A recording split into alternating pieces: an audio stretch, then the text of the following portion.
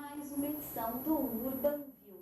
Hoje o nosso tema é fundos imobiliários. Qual a melhor maneira de investir? Para conversar sobre o assunto com a gente, aqui ao meu lado, Sérgio Beleza, diretor da empresa Fundo Imobiliário Consultoria de Investimentos.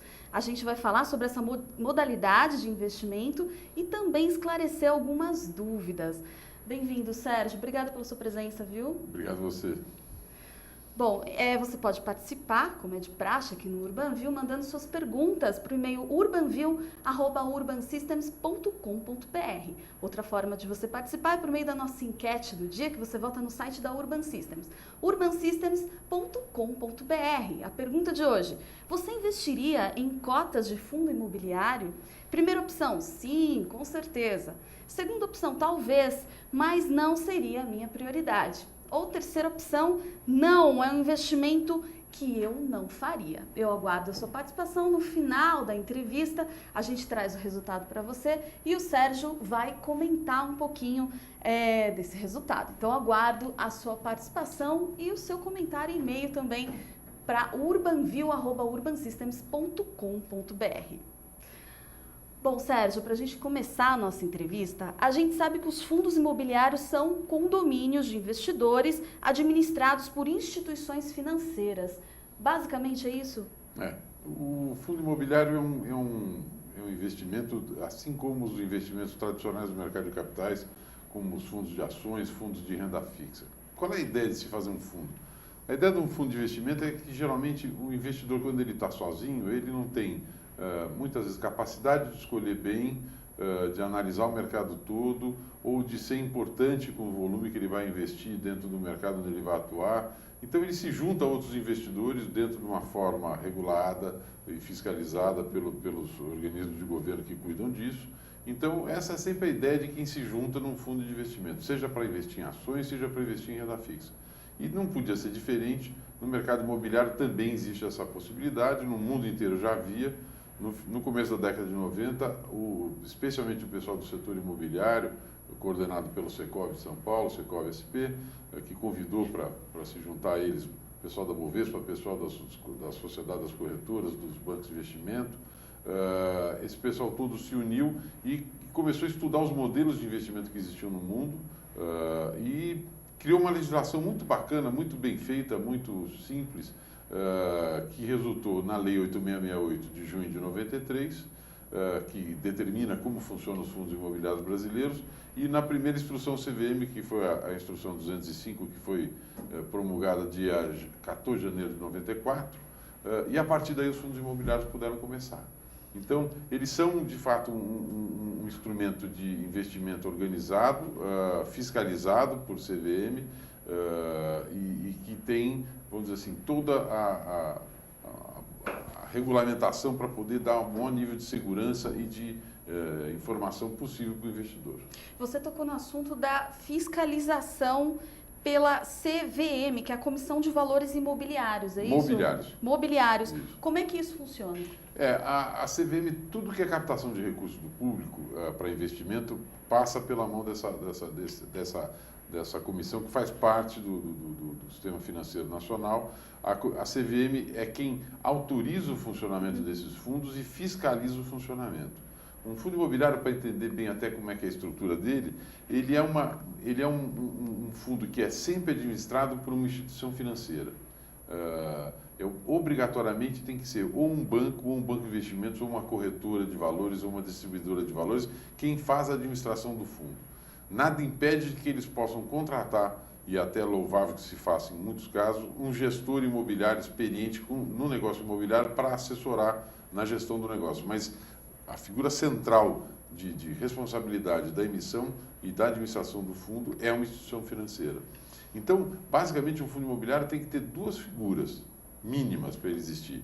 O administrador, que é essa instituição financeira, e o cotista, que é o investidor, que pode ser um investidor pessoa física ou pessoa jurídica, local ou estrangeiro, tanto faz. Tá. Agora, o fundo imobiliário é um instrumento mais eficiente para qualquer tipo de investidor que queira ter acesso ao investimento em negócios de base imobiliária? especialmente para os investidores pessoa física e também para os investidores que nós chamamos de investidores institucionais, que são fundos de pensão, entidades de previdência e outros do mesmo padrão. Por que mais para a pessoa física do que para os investidores pessoa jurídica? Porque a questão tributária é importante. Então, acho que a gente já pode começar até a falar sobre isso. Um dos grandes atrativos do fundo imobiliário no mundo inteiro é que ele tem geralmente um pacote de vantagens tributárias para que se incentive a indústria da construção civil, que é uma indústria exatamente fundamental para que se possa criar emprego, criar produção, criar progresso, né? É uma indústria que multiplica as suas atividades em todas as... Se a gente imaginar aqui no Brasil, praticamente todos os insumos que você usa na área da construção são produzidos dentro do país. Eles não oneram a balança de pagamentos. Então, nós temos desde o concreto, o aço, tudo que está envolvido, tecnologia, praticamente tudo que se usa hoje para se construir, seja qualquer tipo de imóvel, desde o residencial até o mais sofisticado, podem ser os shopping centers, os prédios escritórios, AAA, esse tipo de coisa, toda a tecnologia embarcada nisso geralmente já é produzida no Brasil. Então, por conta dessa prioridade que o setor da construção tem por parte dos governos, o fundo imobiliário no mundo inteiro, seja ele na roupagem que ele tiver em cada país, ele tem um pacote de vantagens tributárias. No Brasil funciona assim. O fundo imobiliário, ou fundo especificamente, ele é isento de impostos. Não existe nenhum tipo de imposto, nem PIS, nem COFINS, nem R, nada nas atividades imobiliárias que o fundo faça com os recursos que ele tem. Ou seja, se ele construir imóvel e vender, se ele alugar imóvel, se ele fizer arrendamento, o que ele fizer de negócio imobiliário com os recursos dele, são isentos de impostos. Apenas totalmente. O lucro, é isso? Não.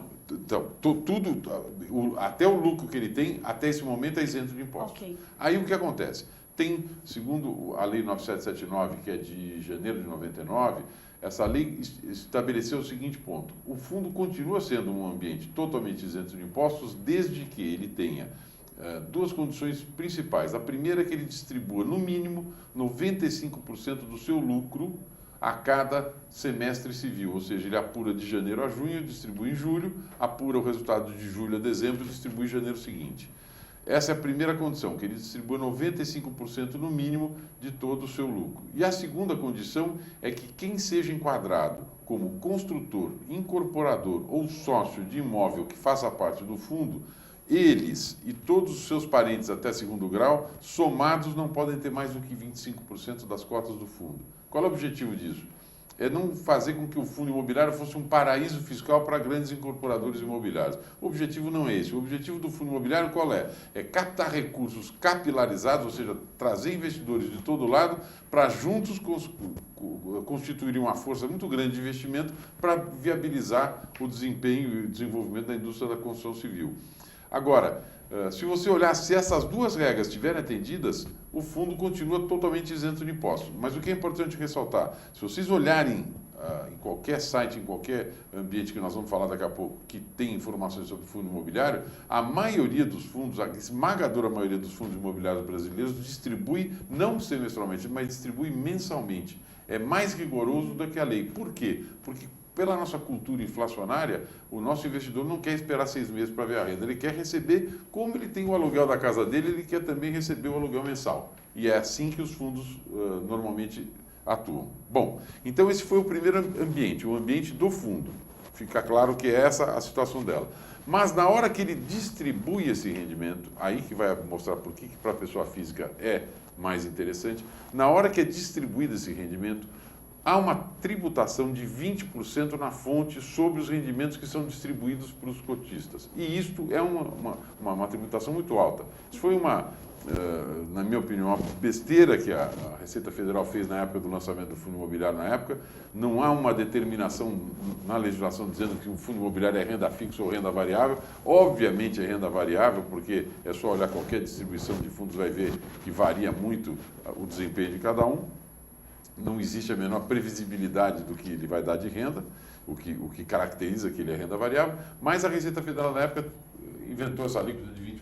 E aí o que aconteceu? Existem outras formas mais baratas de se investir e ter resultados no mercado, então as pessoas jurídicas preferem outras outros formatos, que não fundo imobiliário. Mas para as pessoas físicas, houve uma medida em 2006 que diz o seguinte, que os investidores pessoa física que receberem rendimentos de fundo imobiliário, que esses investidores pessoa física que tenham menos de 10% das cotas do fundo, ou seja, pode ter no máximo 9,99%. Fundos, por sua vez, que tenham mais de 50 investidores, isso é fácil, e que tenham suas cotas negociadas em bolsa, quem estiver enquadrado nessa situação, o imposto de renda alíquota é zero. Ou seja, o fundo tem as suas receitas, paga as suas despesas de funcionamento, distribui para os cotistas, que se forem pessoas físicas não vão ter imposto nenhum. Ou seja, é uma situação muito interessante para o investidor pessoa física. É um investimento atrativo. Bom, Sérgio, você participou do primeiro fundo imobiliário do Brasil em 94, foi isso? Existe alguma peculiaridade desse investidor para esse fundo? Como eu estou nisso aí desde o começo, fiz esse primeiro fundo em 94 para a HIT Engenharia, é um prédio que fica do lado do Viaduto Antártica. Quando a gente atravessa o Viaduto Antártica aqui em São Paulo, à direita de quem está indo em direção à Marginal Tietê, tem um prédio ali chamado Memorial Office Building. Aquele foi o primeiro fundo imobiliário do Brasil. A gente vem acompanhando muito isso. Na década de 2000, houve um direcionamento para as pessoas físicas, e com essa medida de 2006, aí, sem dúvida nenhuma, ficou bastante claro nisso. A gente percebe que o investidor de fundo imobiliário geralmente é um investidor, até pouco tempo atrás, era um investidor mais conservador, de uma faixa etária um pouco mais alta, e é aquele investidor que sempre investiu em imóveis e que, com muito medo no começo, foi começando a se envolver com o fundo imobiliário até começar a perceber as imensas vantagens que ele tem sobre o investimento imobiliário tradicional, e hoje a gente percebe que a maioria deles já está começando a não ter imóveis diretamente, só tem cota de fundo imobiliário. E o que é gostoso hoje em dia é que a gente percebe que está havendo eu não tenho nenhuma pesquisa que comprova isso, mas pelas assembleias de fundo imobiliário que a gente participa e tem visto, e pelo acesso de pessoas que nos procuram, a gente percebe que está baixando essa faixa etária, porque a informação via internet, os blogs, as palestras e tal, as aulas, começam a estimular esse investidor a participar. Porque quem é que não quer ser sócio de um fundo imobiliário que, por exemplo, é dono do Shopping Higienópolis? Sabe, isso era uma coisa inacessível até a criação do fundo imobiliário. Então, esse tipo de coisa, quem não quer ser sócio de um fundo que tem 3 bilhões de reais de imóveis, como o tal do BC Fund, que é o maior fundo disponível para pessoas físicas, e que tem imóveis maravilhosos como aquele prédio que fica atrás do Shopping Eldorado, ou o Torre Almirante do Rio de Janeiro, 60% daquele prédio é desse fundo e tal, é um negócio que atrai, ter inquilinos como grandes empresas como Caixa Econômica, Petrobras e multinacionais. E a gente pode dizer que é um investimento um pouco mais palpável, por ser uma questão imobiliária, quer dizer, eu estou vendo aquele investimento de alguma forma crescer? Esse é realmente o ponto... É o pulo do gato? Esse é um ponto muito importante.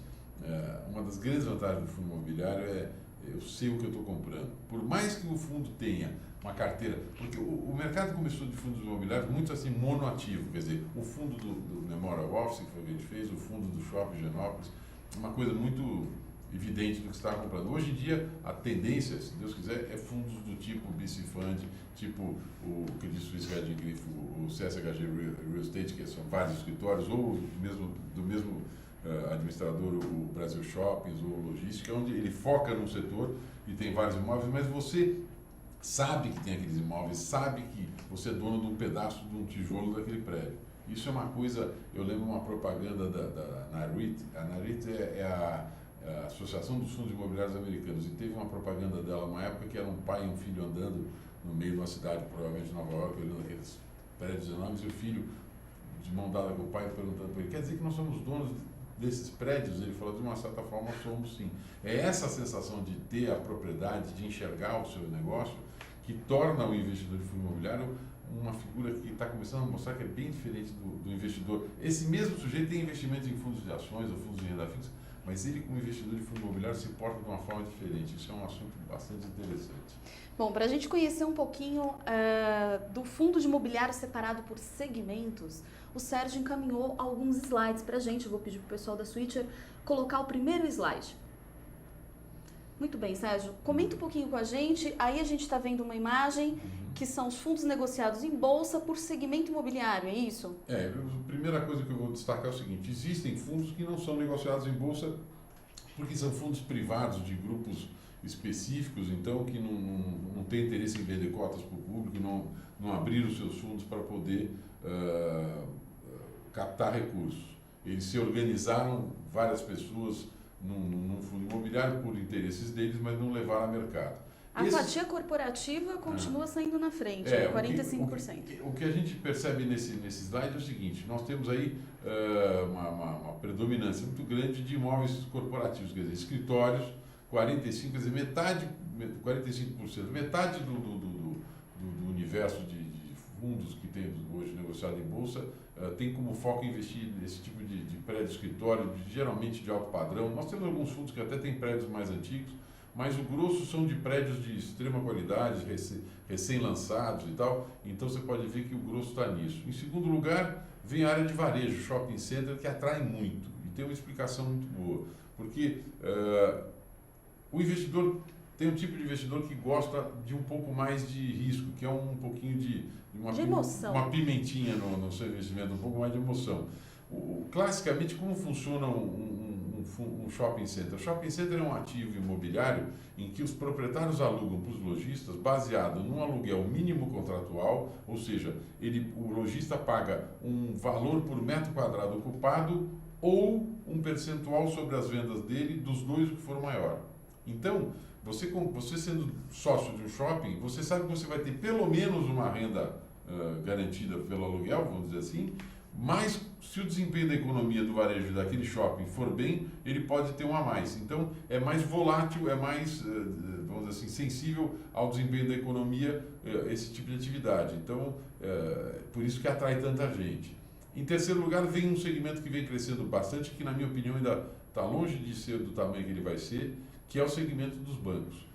A gente brinca em palestra de que quando o negócio é bom, quando dizem que o negócio é bom para as duas partes, é que um dos dois não leu direito.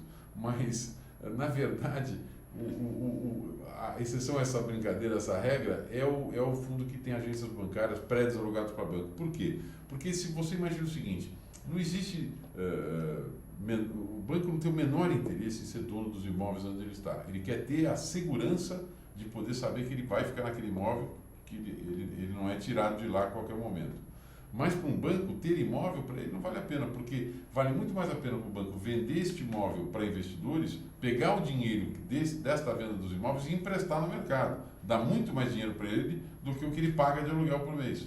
Essa é a atividade dele principal. O negócio do banco é ter dinheiro no caixa, não tijolo. Então, e por outro lado, se a gente imaginar o outro lado da operação, que é a pessoa física, é o investidor ter um imóvel alugado para um banco, você ter um imóvel alugado para o Bradesco, para o Banco do Brasil, para o Itaú, para quem quer que seja, para o Santander, para uma Caixa Econômica, é muito mais interessante do que você ter, de repente, um imóvel alugado para uma pessoa que pode ser inadimplente.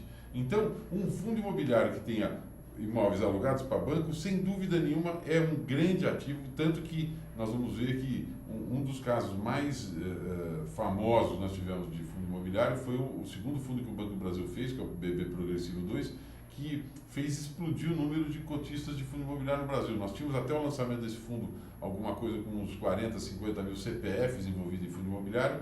Quando o Banco do Brasil terminou a colocação do fundo dele, deve ter dobrado isso aí, ou um pouco mais até. Uau! Bom, a gente tem um gráfico também que mostra o volume de negociações. Vou pedir para o pessoal da Switcher colocar para a gente. Olha lá. Esse gráfico mostra bem o que a gente vem sofrendo com a crise. O momento atual. O momento atual é bastante ruim para o investimento, não só o investimento imobiliário, como outros investimentos. Porque a taxa de juros tão alta, o grande vilão, o nosso grande competidor do mercado de investimento imobiliário, seja ele via fundo ou não, é a taxa de juros. Com a taxa de juros exorbitante, essa loucura que nós temos hoje no mercado, há um desinteresse total em se investir em outros mercados, criando inclusive grandes oportunidades, que faz o mercado estar bastante técnico hoje. Mas vocês podem ver que nós tivemos um ano de 2013 maravilhoso em função daquele momento da taxa de juros baixa e funcionando os mercados funcionando com muito mais liberdade e, infelizmente, com a crise que nós estamos vivendo e com a alta da taxa de juros, esse volume caiu bastante. Hoje nós estamos com menos da metade do volume que foi atingido em 2013. Se tudo der certo, nós vamos conseguir empatar com 2012, se a gente ainda conseguir melhorar. Tomara que sim. Bom, e por último a gente tem um gráfico do tipo de investidor. Isso mostra, esse gráfico comprova o que nós estávamos conversando sobre a predominância de pessoas físicas nesse mercado. Nós temos quase 65% dos investidores que atuam no mercado de fundo imobiliário, pessoas físicas. Depois disso nós temos instituições financeiras atuando como compradores, seja para investidores deles internos ou para outros fundos que eles atuam. Né? Investidores institucionais, eles têm 9,84%, investidores institucionais, que são geralmente os fundos de pensão, as entidades de previdência que fazem a complementação da aposentadoria para funcionários de empresas estatais ou empresas privadas, eles têm um número de 18%, e eu adoraria ver isso crescer, porque eles tradicionalmente investem em imóveis e não têm muito tempo para cuidar disso, e eu não tenho dúvida que se eles investirem via fundo imobiliário, para eles vai ser muito melhor. E aí o resto, mais 10%, é o resto do mercado. Mas o grosso, como vocês podem ver, continua sendo e ainda vai ser durante muito tempo pessoa física. Agora, os fundos imobiliários são destinados à aplicação em empreendimentos imobiliários, CEPACs, que são os certificados de potencial adicional de construção, e renda fixa, por exemplo. Existem outras opções para aplicação, Sérgio? As mudanças que aconteceram nos fundos imobiliários nos últimos anos, a CVM foi liberando para que os fundos pudessem investir em qualquer negócio que pudesse envolver um negócio imobiliário por trás. Então, para vocês terem uma ideia, o maior fundo imobiliário do Brasil não é disponível para pessoas físicas, mas é um caso que muita gente esquece. O maior fundo imobiliário em patrimônio do Brasil, provavelmente a maioria das pessoas que estão assistindo isso aqui, esse nosso programa, você também você não deve saber, nós somos todos acionistas desse fundo. É um fundo imobiliário chamado Porto Maravilha, que está fazendo aquela transformação gigantesca na área portuária do Rio de Janeiro. Lá foram emitidos CEPACs, que foram todos comprados por um fundo imobiliário, que é dono desses CEPACs, e quem é o cotista desse fundo é o Fundo de Garantia por Tempo de Serviço, que é administrado pela Caixa Econômica. Então, o nosso dinheiro do Fundo de Garantia, um pedaço dele está aplicado nesse CEPAC, no Certificado de Potencial Adicional de Construção, das operações do Porto Maravilha no Rio. Então, isso mostra quais são exatamente vamos dizer assim, as possibilidades de um fundo poder investir. Ele pode investir em CEPAC, ele pode investir em imóvel diretamente, que é o que mais tem. A grande maioria dos fundos imobiliários investe diretamente comprando imóveis. Ele pode investir em empresas que sejam donas de imóveis. E aí surge um ponto, por exemplo, para a gente fazer um comentário. Se você analisar todo o universo desses 160 fundos mais ou menos que tem negociados hoje em bolsa, você vai ver que nós temos talvez dois, talvez três fundos que investem em hotéis só. Mas por quê? O hotel não é um bom negócio? Não, o hotel é um bom negócio, mas só que tem uma coisa. Existe uma maneira, vamos dizer assim, tradicional de se tocar esse negócio hoteleiro no Brasil, onde as operadoras hoteleiras, elas constituem uma empresa para ser dona daquele hotel. E ela, operadora hoteleira, presta serviço para essa empresa. E ela recebe suas taxas, suas remunerações dessa forma. Esta empresa é dona do imóvel e tem os empregados que trabalham no hotel e paga seus impostos, porque ela é uma empresa. Então, para um fundo imobiliário poder ser dono do hotel normalmente, ele vai ter que comprar ações ou vai ter que comprar integralmente essa empresa, e essa empresa vai ser do fundo. Então, cada vez que o hotel fatura, seja na diária, seja alimentos e bebidas, seja o que for de serviço, ele paga um imposto. E aí, depois do resultado dessa empresa, que é distribuído para o fundo. Então, existe uma ineficiência tributária nisso. Porque alguém está pagando um imposto no meio do caminho que, se o imóvel fosse direto do fundo, não precisaria. Como as operadoras hoteleiras não abrem mão desse modelo, não é interessante para os fundos imobiliários investirem em hotel. Tanto que a prova está aí que nós temos 2, 3 fundos com hotéis no meio, sendo que um deles foi feito em cima de flats, que é o Max Invest, e esse foi extremamente bem sucedido, porque foi constituído na época da baixa dos flats, e pegou toda a melhora do mercado, toda a alta das diárias e das taxas de ocupação, e venderam metade desses flats já no meio desse caminho, e o resultado foi muito bom. Agora, o outro, que é um fundo que tem metade do seu capital investido em unidades hoteleiras, metade do seu capital investido em unidades de escritório no mesmo empreendimento, que é o Continental Square Faria Lima, ali na região da Vila Olímpia, em São Paulo, este fundo, tradicionalmente, 80% da receita dele vem dos escritórios e só 20% vem do hotel. Isso mostra como o negócio hoteleiro não é tão interessante para fundo imobiliário. E as vantagens dos fundos imobiliários? Eu separei alguns aqui para a gente discutir um pouquinho, que eu achei bem interessante, viu, Sérgio? A questão do menor custo, que a gente já vem falando durante a nossa entrevista, acesso a investimentos de melhor qualidade, diversificação, fracionamento, transparência, comodidade e os benefícios fiscais, que inclusive também nós já conversamos aí sobre isso. Fala um pouquinho sobre essas vantagens. Bom, é bem fácil de defender esses argumentos.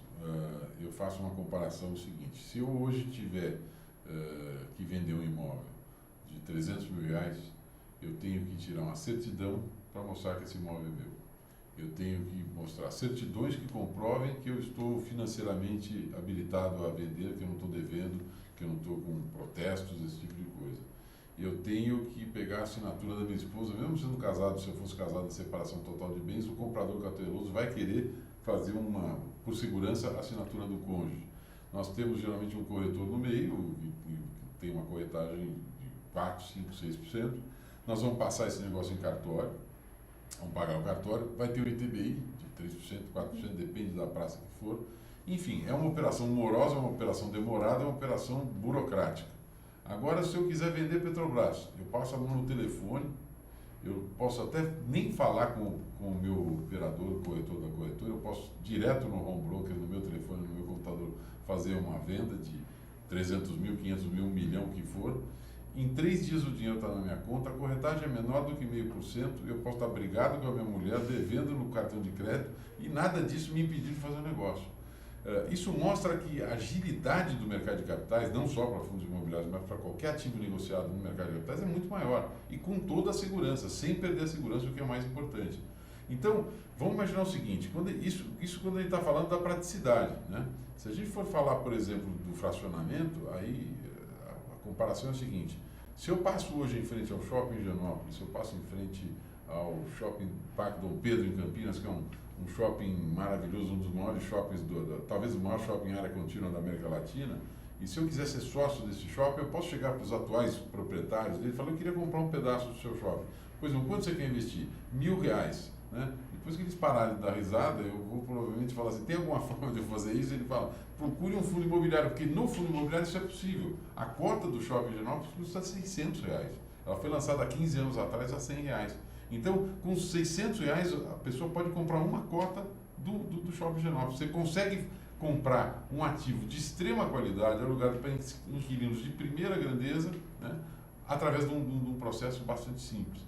Isso você não consegue fazer. Como é que eu vou ter acesso com pouco capital a um investimento, por exemplo, tão diversificado quanto eu posso conseguir num fundo como o do Banco Itaú Quinéa, que é um fundo que investe em prédios, escritórios, galpões maravilhosos, bem administrados? Só através de um instrumento como o fundo imobiliário. Sim, e os investidores, eles dividem também a questão do risco, né? Como qualquer outro tipo de investimento. A ideia de se unir num fundo, seja ele de ações, renda fixa ou imobiliário, é que nós vamos dividir sucessos e insucessos. Ou seja, nós somos sócios de uma empresa. Uma coisa que é sempre bom lembrar: um fundo de ações, um fundo de imobiliário é como se fosse uma companhia. A cota do fundo, a menor parte divisível do capital, que é a cota, é igual a ação de uma empresa. Então, o cotista age da mesma forma como o sócio de uma empresa. Ele tem vantagens divididas entre todos, desvantagens também que possam acontecer divididas entre todos, decisões a serem tomadas através vamos dizer, do esqueleto do negócio inicial, que é o regulamento de operações inicial, mas todas as decisões dali para frente em assembleias onde eles votam, têm seus quóruns de votação, todo um processo. Esse processo vem sendo modernizado para poder ser feito cada vez mais eletronicamente, sem precisar da presença física, o que anima muito e acaba fazendo com que haja uma participação maior de um investidor, que é o investidor de fundo imobiliário, que é um sujeito que se porta de uma forma, nós estamos começando a perceber isso, de uma forma muito mais ativa do que normalmente ele é quando ele é investidor em ações ou renda fixa. A atitude do investidor em fundo imobiliário é uma coisa que tem chamado a atenção no mercado. Bom, e eles proporcionam também um lastro imobiliário, é isso? Com rentabilidade e de alta volatilidade. O que acontece é o seguinte, a volatilidade vamos dizer, do rendimento do fundo está intimamente ligada à característica da carteira que ele investe. Se eu faço um fundo imobiliário que tem um imóvel alugado para a Caixa Econômica, como é o edifício Almirante Barroso, e que a Caixa Econômica me paga um aluguel todo mês, a chance daquilo ter algum tipo de mudanças no meio do caminho é muito pequena. Isso, para vocês terem uma ideia, o Almirante Barroso, que é o fundo que é proprietário de um edifício que ocupa um quarteirão inteiro no Rio de Janeiro, na avenida do mesmo nome, Almirante Barroso, que é a sede da Caixa Econômica do Rio de Janeiro, no Rio de Janeiro, ele está alugado para... Ele é da Caixa, ele foi da Caixa durante mais de 30 anos, eu acredito, mais do que isso, e depois se tornou, a partir de 2003, propriedade desse fundo chamado Almirante Barroso. Então, a partir daquele momento, a Caixa se tornou uma inquilina do prédio e vendeu cotas desse fundo no mercado. Muito bem. Ela paga o aluguel, não preciso nem dizer para vocês, religiosamente, todo mês certinho ela paga esse aluguel. Houve alguma alteração nisso? Já houve. Houve alteração quando ela precisou fazer reformas no prédio, que aí, como todo mundo sabe, quem faz reformas essenciais num imóvel é o proprietário, e o proprietário é o fundo, em última análise, os seus cotistas. Ela teve que trocar seus 17 elevadores, que já era um prédio antigo, teve que instalar uma grande escada de incêndio, teve que fazer outras obras, e isso aí acabou fazendo, vamos dizer assim, afetando um pouco, ao longo do tempo, o seu aluguel. O fundo fez um acordo com a Caixa, onde a Caixa, adiantou os recursos para fazer essas obras, e isso foi sendo diluído, está sendo diluído ao longo dos anos, nos aumentos pelo índice de inflação. Então, este é um fundo que tem uma volatilidade muito menor, porque é muito mais conhecido e certo o seu aluguel. Agora, se você pega um fundo que, por exemplo, investe num shopping center, como Floripa Shopping, por exemplo, que é um caso de Florianópolis, um fundo que foi vendido por um preço muito caro, num otimismo exagerado, para chamar de otimismo ainda é uma certa bondade da minha parte, eu acho que foi um negócio que foi muito mal balanceado para oferecer para o investidor, para dizer bem a verdade, e que vem sofrendo porque ele não está conseguindo vender o que pretendia vender, e mais do que isso ainda pega uma crise pela frente e fica pior ainda. Esse é bastante volátil, é só comparar o gráfico de um com o outro que dá para perceber. Agora, os fundos imobiliários têm uma administração terceirizada que possibilita uma certa especialização no investimento e na administração patrimonial, é isso? É isso. A gente percebe que com a história desses 20 anos que nós temos fundo imobiliário em atividade no Brasil, houve uma segmentação mesmo na administração. Essa administração terceirizada que nós chamamos é a instituição financeira quem administra. O responsável é ela quem responde até o final sobre qualquer ato que é praticado dentro do fundo. Mas ela deve contratar empresas especializadas do setor que aquele fundo tem foco para poder assessorá-los. Então, por exemplo, você pega um exemplo como o Fundo Industrial do Brasil, que é um que eu conheço bastante bem, um fundo fica localizado em Joinville, ele é dono de um pedaço de um grande business park chamado Perini Business Park. Ele tem um quarto do terreno, ele tem 250 mil metros de terreno, do milhão total que o Perini Business Park tem, e tem 103 mil metros de área construída, com 40 e poucos inquilinos. Esse fundo especificamente, ele é administrado pela Coinvalores, que é quem faz essa administração desde o começo, mas ela tem um gestor, que é a Perville, que é a empresa do Grupo Perini, que faz a gestão do dia a dia do negócio, ou seja, é ela quem recebe os potenciais inquilinos para os imóveis, é ela quem cuida das reformas que os imóveis podem precisar, é ela quem vai construir mais escritórios dos galpões, se aquele inquilino precisa de mais área de escritório ou menos área de escritório, é ela quem está no dia a dia acompanhando o negócio. E isso é muito importante, porque isso dá qualidade para o empreendimento e faz com que você tenha uma estabilidade e vamos dizer assim, uma convivência harmoniosa com o seu inquilino. Você tocou no assunto da qualidade. A gente pode afirmar que os fundos imobiliários proporcionam a esse investidor privado o acesso a imóveis e inquilinos de maior qualidade? Eu acho que sim, porque o objetivo do administrador e do gestor é sempre conseguir um resultado melhor do que o investidor poderia ter no seu dia a dia. O que um investidor pessoa física consegue ter, um investidor médio, padrão, vamos dizer, eu não estou falando de grandes fortunas, que são administradas por family offices ou coisas desse tipo, mas especialmente o investidor médio, ele consegue ter investimentos geralmente residenciais ou comerciais de imóveis do tamanho que ele tem capacidade de ser proprietário. Então, lojas, galpões, prédios, conjuntos de escritórios. Você vai estar focando num tipo de inquilino, vamos dizer assim, de quem vai alugar seu imóvel, que você tem um universo um pouco, vamos dizer assim, restrito. Quando você faz parte de um fundo imobiliário que tem 4 bilhões, 3 bilhões, 1 bilhão de reais em ativos imobiliários de extrema qualidade, naturalmente os seus inquilinos são grandes companhias multinacionais, empresas estatais, bancos, onde você pode ter com isso um sossego maior em relação à chance do seu aluguel ser pago no final do mês, mesmo num período de incerteza como nós estamos vivendo agora. Quer dizer, esses imóveis, antes do fundo imobiliário, eles eram mais voltados para investidores de grande porte, é isso? Exatamente. E o fundo é um investidor de grande porte, só que o fundo ele é, na sua parte, capilarizado entre os seus cotistas. Bom, vamos entrar um pouquinho na questão da legislação. Quais os tipos de legislações vigentes sobre os fundos de investimento imobiliário, Sérgio? Bom, basicamente o que nós temos são a Lei 8668, com as suas pequenas alterações que aconteceram, que é de 25 de junho de 93.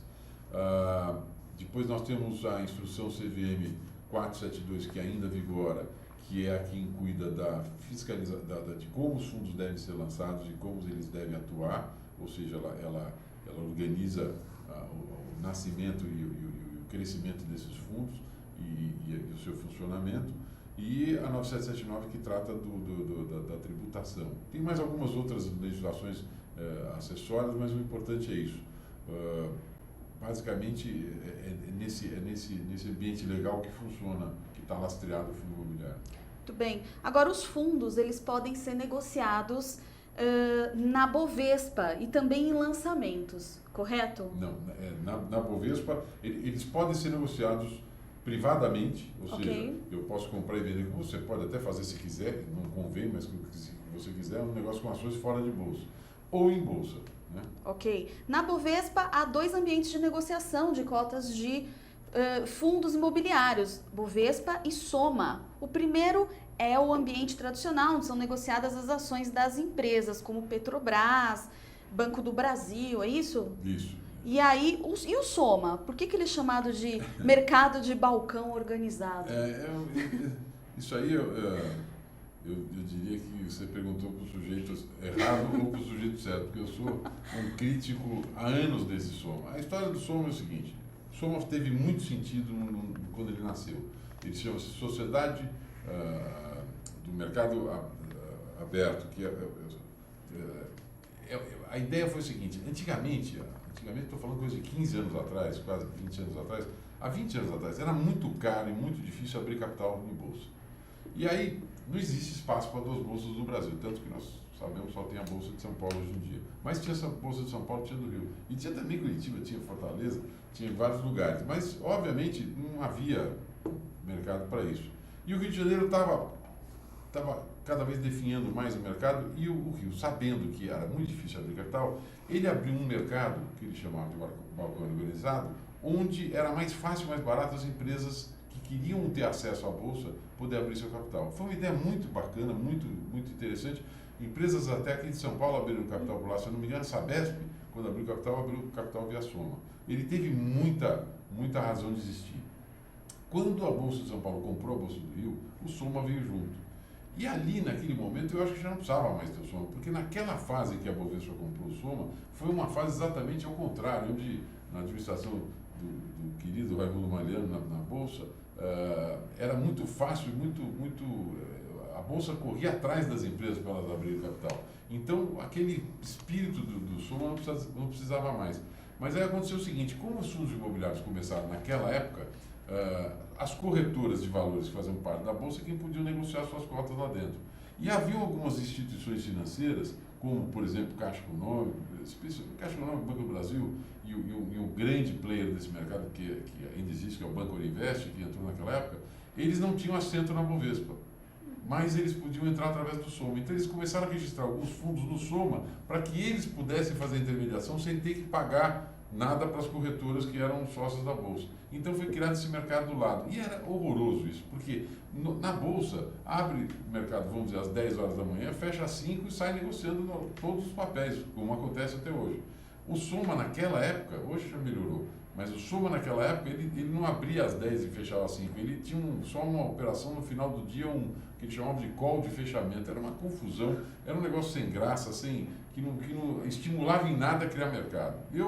A minha origem é de Bolsa, eu comecei minha vida trabalhando em Bolsa, eu trabalhei dentro do pregão, eu conheço bem isso, a minha vida sempre foi mercado de capitais. Então eu achava que os fundos tinham que ir para a Bolsa, tanto que eu lutei bastante e acabei fazendo o primeiro fundo em Bolsa, que foi o Fundo Europar em 2002. Mas você veja que nós fizemos fundo imobiliário no Brasil de 94 até 2002 sem levar nenhum para a Bolsa. Por muita sorte eu consegui um empreendedor na época que quis fazer esse fundo, que era um fundo de galpões, está aí até hoje, o Fundo Europar, e para ele era natural porque ele era um grupo português e em Portugal os fundos negociam em Bolsa. Tem fundos que negociam em Bolsa. E aí ele sabia que isso era só benéfico para o negócio. Então o Soma no começo ele era muito amarrado, ele tinha esse ambiente, vamos dizer assim, era um ambiente para poder facilitar a entrada em bolsa dos intermediários que não eram corretoras, tipo o Banco do Brasil, Caixa Econômica e o Banco Orinvest. Esse Banco Orinvest fez o trabalho mais importante que aconteceu em fundo imobiliário até hoje no Brasil. Tanto que ele criou um grupo chamado Brazilian Finance, que era um complexo de empresas voltadas para todos os negócios imobiliários, que ele acabou vendendo para o BTG quando o BTG quis entrar nesse negócio, e o BTG é o maior do mercado, porque iniciou comprando essa empresa do Banco Orinvest. Agora, mesmo ele tendo feito esse sucesso de toda essa operação, eu acho que essa história de até hoje existir papéis do Soma é uma bobagem, porque hoje o Soma funciona no mesmo horário, é tudo igual, mas aí o cliente fica sem entender, o investidor fala, por que o código do Higienópolis, por exemplo, tem o número 11 no final e o do fundo da Caixa tem o 11B do lado. Isso é um complicador que não precisava, entendeu? São ambientes separados, é besteira. O ideal é você estar com tudo dentro da Bolsa, do mesmo jeito. Eu espero que um dia a Bolsa lembre disso e fale, pô, o que está fazendo esse Soma aqui? Não está adiantando nada, cai fora. Pronto. Bom, eu tenho a informação de que no Brasil existem 270 fundos em atividade. Isso. Quantos desses fundos são negociados na Bovespa? Se eu não me engano, são 160. Mais ou menos isso são os fundos que são negociados. A maior parte? A maior parte é negociada em bolsa. Tá. Quais os exemplos de empresas que aderiram aí à questão dos fundos? Você citou o Porto Maravilha, né? Que é um case muito interessante, inclusive nós já falamos algumas vezes aqui no Urbanville. Eu queria que você trouxesse também alguns outros cases. Existem, claramente a gente percebe que no mercado, vamos dizer assim, se a gente for falar por segmento, né? No mercado dos corporativos, que tem quase metade do volume investido em fundo imobiliário, está em imóveis de escritório, nós temos basicamente todos os grandes players aí já se utilizaram desse instrumento. Cirela, Bolsa de Imóveis, Tishman, eu vou acabar esquecendo vários amigos aí no meio do caminho, mas vários deles estão envolvidos, usaram o fundo imobiliário para poder captar recursos ou para vender seus imóveis para esses fundos e viabilizar negócios. Na área de shopping centers já é um pouco diferente. Os grandes players desse mercado, que são o La Fonte, que é o grupo Iguatemi, o grupo do Zé Isaac Pérez da Multiplan, que tem Barra Shopping, Morumbi Shopping e tal, Alliance e tal. Esses empreendedores de shoppings geralmente não usam o fundo imobiliário, eles preferem abrir seu capital em bolsa e ter investidores na empresa e não nos shoppings. Então, basicamente, quem são os grandes shoppings que estão no mercado eram os shoppings do grupo Plaza, que era de propriedade do grupo Vitor Malzone, que depois foi vendido para a Brookfield. Então, fundos da Brookfield estão em shoppings, estão em fundos imobiliários. O Dom Pedro de Campinas, ele é inteirinho de um fundo. Na verdade, ele é um shopping, ele é o maior shopping em área contínua da América Latina. 85% dele é de um fundo imobiliário que pertence ao Grupo Sonae, que é um empreendedor, e mais um sócio que ele, não sei se ele ainda tem nesse fundo, que era um REIT, um fundo imobiliário americano, o DDR. E os outros 15% desse empreendimento é um fundo imobiliário aberto ao público que está na mão do mercado.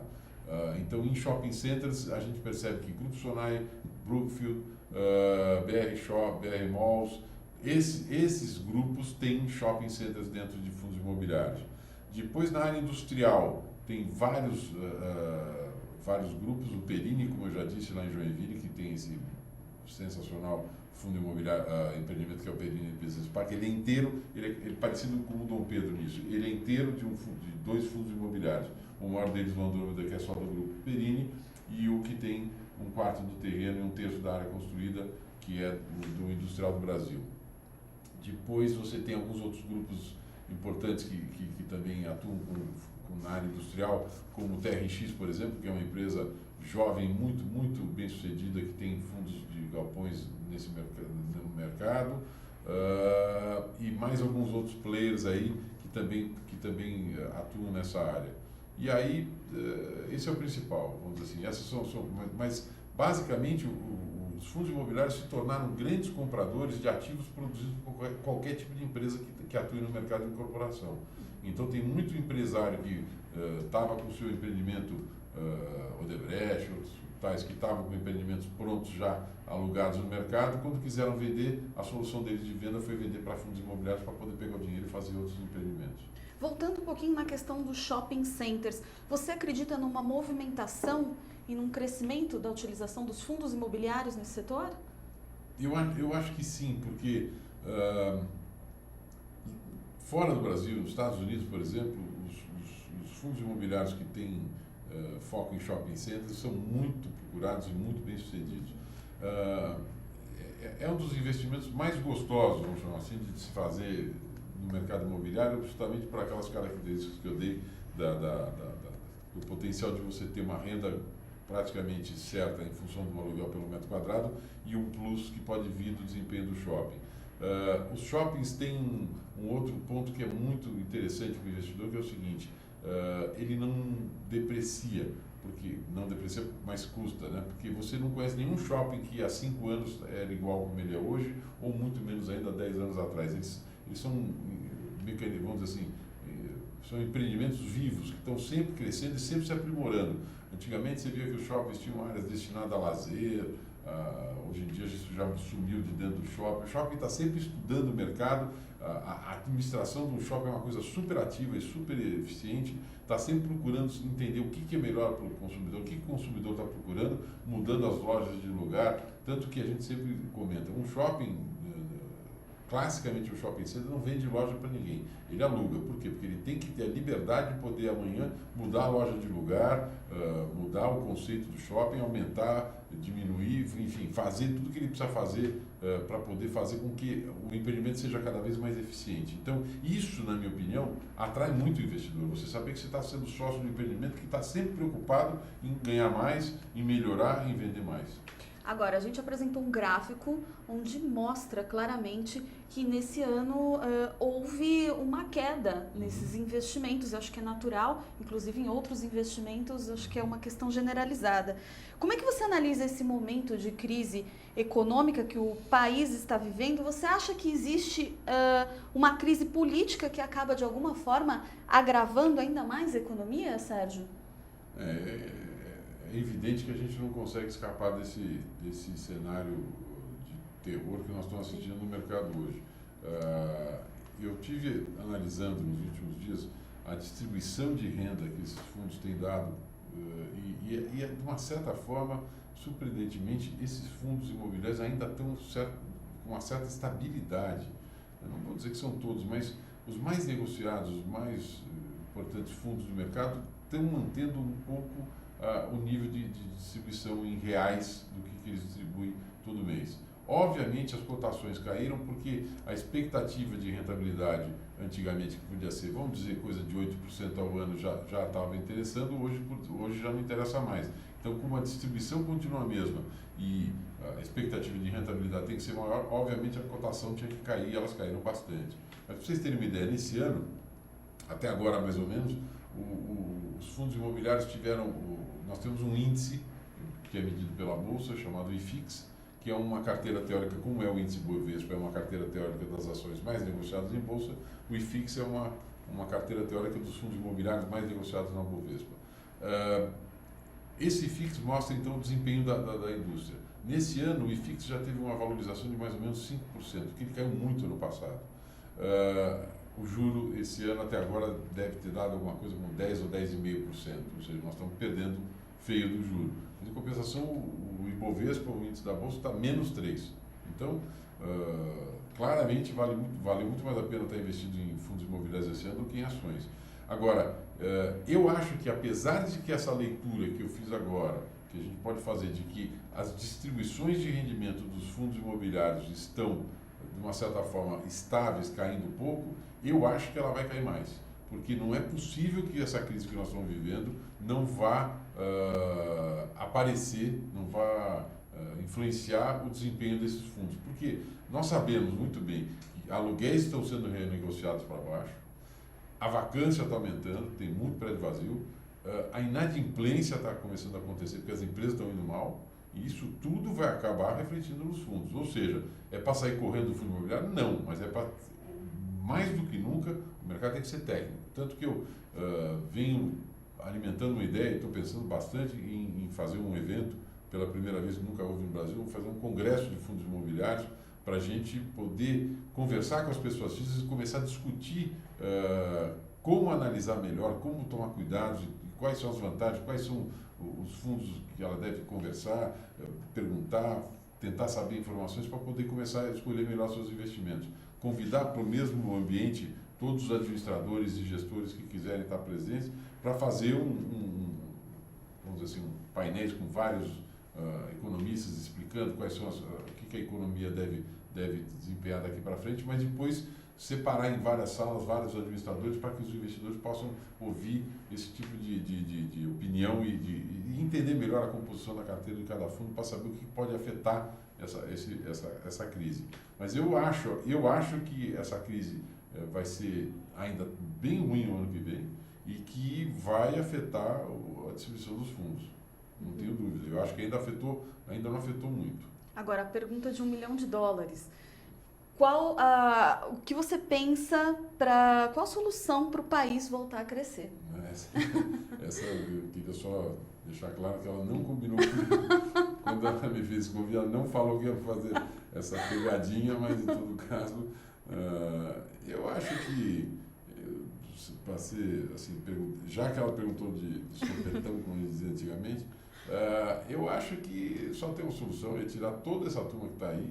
Para mim não é o impeachment da Dilma, é tirar a Dilma, é tirar a Cunha, é tirar todo mundo, botar gente séria para cuidar do país. Eu não sei nem como que se faz isso, mas nós temos um mercado interno muito forte, nós temos uma agricultura espetacular, nós temos condição de poder reverter isso, sem dúvida nenhuma, mas a cada dia que passa a gente só vê mais notícia ruim, mais notícia de roubo, de corrupção.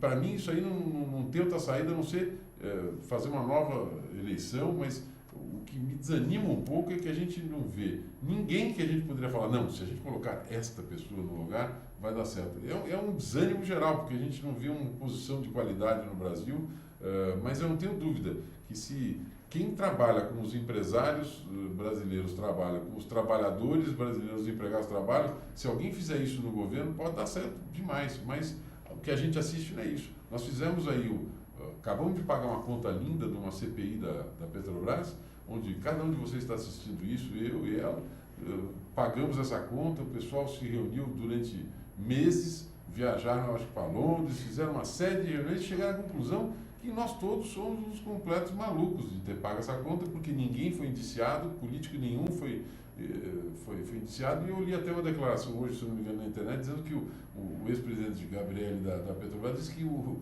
problema da Petrobras é até pequeno. Deve ser pequeno porque eles roubaram, talvez não seja tão grande, mas para a gente é muito grande.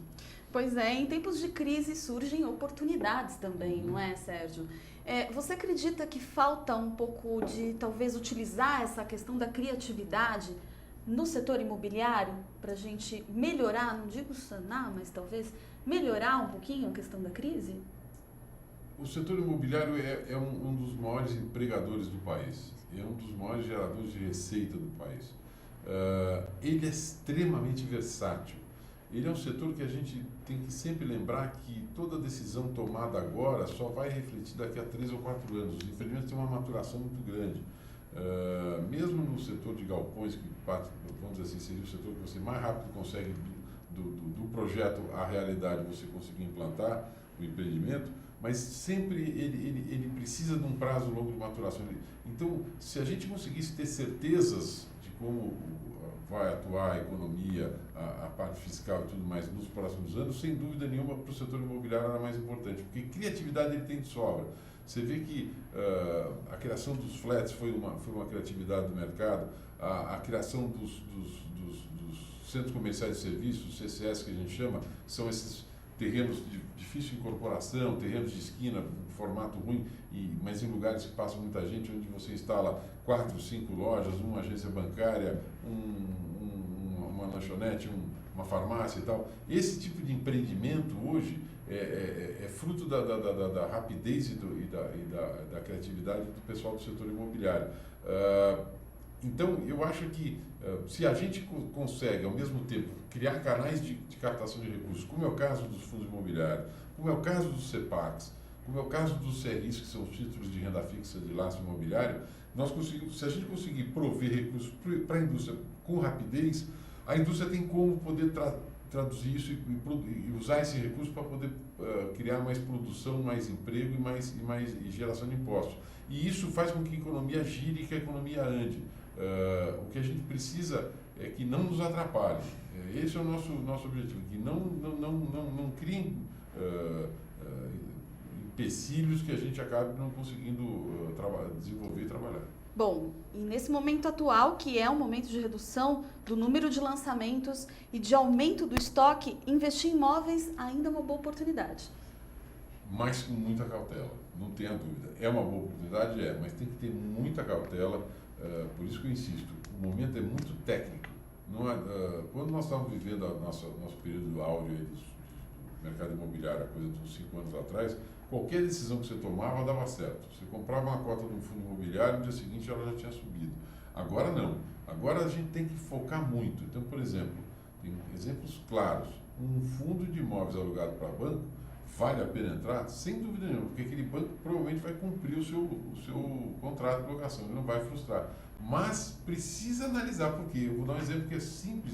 Existe um fundo imobiliário chamado BB Progressivo, e existe um fundo imobiliário chamado BB Progressivo 2. O primeiro nasceu em 2005, se eu não me engano, e tem como lastro 2 imóveis que o Banco do Brasil ocupava. Um no Rio de Janeiro, que é o centro administrativo no Rio, e outro um prédio em Brasília chamado Edifício Sede 1, que foi provavelmente o primeiro prédio de banco em Brasília. Muito bem. O Banco do Brasil era inquilino dos dois, fez esse fundo dizendo que ele ia ficar lá 10 anos, pelo menos, nesses imóveis. E que esse fundo só poderia alugar esses imóveis para o Banco do Brasil, para mais ninguém. Muito bem. Então, você tem o Banco do Brasil como inquilino, ótimo. O que aconteceu? 10 anos depois, o Banco do Brasil devolveu o prédio de Brasília. Não quer mais. E estava escrito no regulamento que só podia alugar para o Banco do Brasil. E aí, como é que faz? Tiveram que fazer uma assembleia de cotistas para convencer os cotistas a mudar isso no regulamento, tomara que eles tenham tomado essa decisão, parece que foi esses dias essa assembleia, para que possa o administrador do fundo oferecer este imóvel lá em Brasília para outro inquilino. Então, enquanto este imóvel, o Banco do Brasil não devolver ele inteiro, vai ficar com a agência embaixo, algumas garagens, alguns andares, mas o grosso do prédio ele está devolvendo. O que acontece? Investir em imóveis do banco de fundo imobiliário que tem imóvel alocado para o banco é bom negócio? É bom negócio. Para o Banco do Brasil, maravilhoso. BB Progressivo? Aí já não sei. BB Progressivo 2 sim. Por quê? Porque é um fundo que tem 2 anos de vida mais ou menos, tem mais 8 anos de contrato, é 1,5 bilhão de imóveis que o Banco do Brasil colocou lá dentro.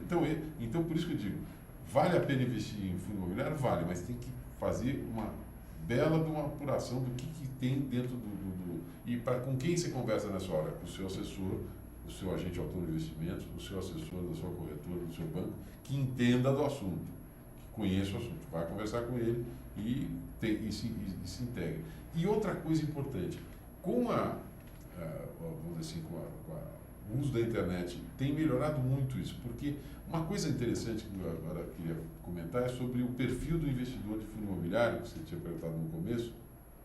Uma coisa que a gente vem percebendo é que nas assembleias se você tem uma assembleia de fundos de ações, não vai ninguém. É uma coisa meio pro forma. Uma assembleia de cotistas de fundos de renda fixa, eu também duvido que vá alguém. Mas quando tem uma assembleia de cotistas de fundo imobiliário, os cotistas vão à assembleia. Cada vez mais eles estão indo. Por quê?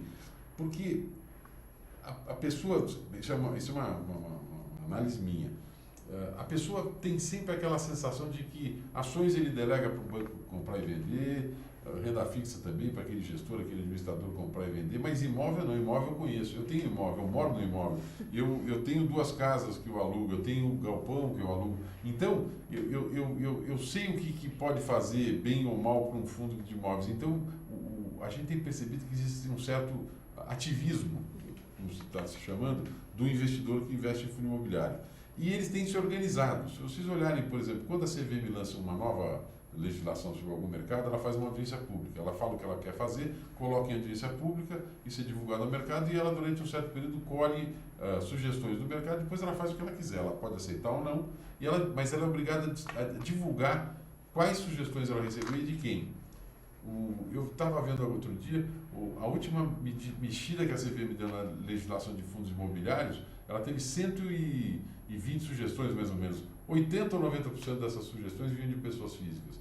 No fundo de ações, por exemplo, ela fez uma mudança também há pouco tempo, que é muito maior, tem muito mais gente envolvida, tem muito mais anos de história. Ela deve ter tido umas 60 sugestões, das quais 80% de institucionais, ou seja, associações de classe, escritórios de advocacia, associações dos bancos de investimento, Ambima e tal, e as pessoas físicas mesmo dando um palpite aqui ou ali. Ou seja, existe um interesse das pessoas físicas muito maior em participar do dia a dia desse negócio. E isso tem criado algumas situações interessantes. Nós temos alguns sites hoje, por exemplo, alguns blogs, como, por exemplo, o Clube FI, que está se destacando agora, o endereço é clubefii.com.br. Depois tem um blog muito animado também de um sujeito de Curitiba, o Tetzner. É só procurar no Google aí que vocês acham, T-T-Z-N-E-R, Tetzner. É facinho, é colocar lá no Google já aparece o blog dele. Esse pessoal já está, muita coisa eles dão acesso aberto, algumas coisas são cobrados, já tem cursos à distância, reuniões. Esse pessoal está muito organizado. Tem um grupo, por exemplo, que me incluiu isso é impressionante como vai crescendo. Eu fui convidado a participar e fui incluído num grupo de investidores de Florianópolis que tem um grupo no WhatsApp. E eles, eu fico vendo o meu telefone apitando lá, sábado, domingo, eles discutindo negócio de fundo imobiliário. Eu achava que eu gostava de fundo imobiliário. Eu tenho um endereço na internet, fundoimobiliario.com.br, eu estou nisso desde o começo. Mas eu descobri que eu sou nada perto deles. Esses caras são realmente as pessoas fazem por fanáticos, paixão. Eles ficam discutindo aquele aluguel daquele prédio, por que não renovou, por que está tão barata, por que a renda está caindo do fundo. Isso mostra que nós estamos ainda no começo do que pode ser a indústria de fundo imobiliário no Brasil. Interessante a tecnologia auxiliando esse debate, né, para esse crescimento. É muito interessante mesmo. Agora, Sérgio, o que você projeta para o mercado imobiliário em 2016? As suas expectativas são positivas? Você acha que haverá um maior estoque de imóveis para venda? O que a gente pode aguardar aí em 2016? Bom, do lado do imóvel residencial, eu acho que o estoque não vai aumentar porque já está muito grande. E uma coisa que a gente precisa lembrar é que o atual prefeito está criando restrições muito grandes para o desenvolvimento dos empreendimentos, o que vai fazer com que se torne cada vez mais caro e complicado você poder fazer um empreendimento em São Paulo. Prédios de 30, 40 andares, como a gente já viu, 30 andares residenciais, mesmo comerciais para aí, não vão ver tão cedo se continuar essa legislação que está sendo criada. As obrigações que estão sendo trazidas para esses empreendimentos são tão grandes de toda a ordem que o prefeito colocou, que isso está encarecendo o processo da construção. Então eu não vejo como aumentar o estoque. Eu acho que o estoque agora tem que começar a reduzir. No comercial, eu acho que sim, ainda nós vamos ter muito estoque aparecendo, porque, como a gente falou, o ciclo de maturação desses empreendimentos imobiliários é de longo prazo, tem muita coisa acabando de construir, que vai ser entregue ou está sendo entregue agora. Pelos mesmos motivos, acho que vai ser difícil produzir mais depois, pelas restrições que estão sendo criadas, mas tem muita coisa para chegar.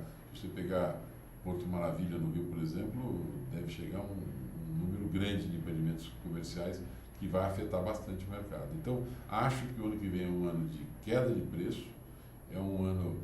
nós temos que lembrar também o seguinte, quando houve a alta do mercado imobiliário, uns 4, 5 anos atrás, o que teve de ação renovatória, só para explicar para quem não conhece, nos aluguéis comerciais, qualquer que seja o prazo que você faça a alocação, se for um contrato típico, um contrato normal, depois do terceiro ano, eu não sou advogado, então talvez eu não vá ser exatamente, mas já vocês sabendo que eu não sou advogado, me perdoem se eu errar em alguma coisa, mas depois de 3 anos do contrato, tanto o inquilino quanto o proprietário podem se sentirem que o contrato não está refletindo a realidade do mercado no momento, podem pedir uma revisão desse contrato de lado a lado. Se não houver um acordo, eles podem entrar em juízo pedindo uma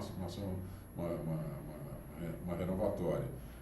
Isso foi muito usado nos últimos 4, 5 anos, de vários proprietários imobiliários, inclusive fundos imobiliários, que colocaram isso de uma forma bem agressiva em cima dos inquilinos, fazendo com que os aluguéis subissem bastante. Agora está vindo a hora da vingança, vamos dizer assim. O inquilino, sabendo que o mercado está sobrando espaço e que a atividade econômica está caindo, estão entrando com as suas renovatórias para baixar o aluguel. Eu acho que não estão nem precisando entrar, porque quando eles falam com o proprietário fala, só dele estar conversando eu já estou achando bom. Então o mercado vai sentir isso, vai sentir que os preços vão cair, as áreas estão começando a ficar vagas, tem muita empresa reduzindo o tamanho, e isso vai fazer com que a gente tenha um ano de 2016, acho que muito fraco ainda.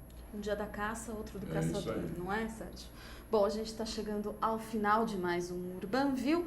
Eu vou dar uma olhada no resultado da enquete. A pergunta que a gente fez foi: você investiria em cotas de fundos imobiliários? 0% disseram não, é um investimento que eu não faria. 17% disseram talvez, mas não seria a minha prioridade. E a maioria, 83%, diz sim, com certeza. Olha que interessante, Sérgio, sinal que as pessoas já estão acordando para os fundos imobiliários, já estão conhecendo de alguma forma, né? É um resultado bem interessante. Eu espero, sinceramente, que os bancos vejam o resultado de uma pesquisa como essa, porque a gente percebe que os bancos, ao longo da história, vêm tateando nesse mercado com muito cuidado. Eles ficam muito preocupados em atuar em um mercado de renda variável. O negócio deles é vender ativos de renda fixa, né? Mas eu não tenho dúvida que, se você mostra, uma das coisas que a gente mais chama atenção é que os investidores de fundo imobiliário são grandes tesouradores, que é o normal do investidor imobiliário tradicional, comprar o imóvel e guardar. Eu sempre lembro disso. Há 15, 16 anos, nós participei do lançamento do fundo do Shopping Higienópolis, que é um dos mais conhecidos. A grande maioria dos clientes que eu tenho, que comprou comigo naquela época, não vendeu até hoje. E nem deve vender, porque ele comprou a cota R$100, agora já está por volta de 600, e vende e faz uma distribuição mensal de rendimentos excelente, um shopping que vai muito bem, já trocou de administrador umas 3 ou 4 vezes, e mesmo assim é uma beleza do empreendimento. Então, esses exemplos, nós temos tantos exemplos de sucesso no negócio do fundo imobiliário nesses 20 anos, 15 que está mais voltado para a pessoa física.